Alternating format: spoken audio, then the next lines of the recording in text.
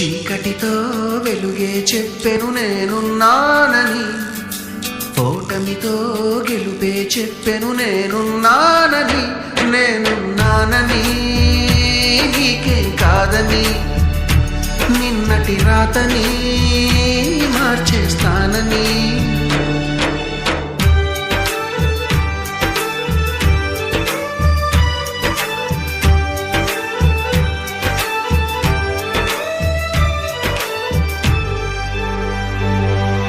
తగిలే రాళ్ళని పునాది చేసి ఎదగాలని, తరిమే వాళ్ళని హితులుగా తలచి ముందుకెళ్ళాలని.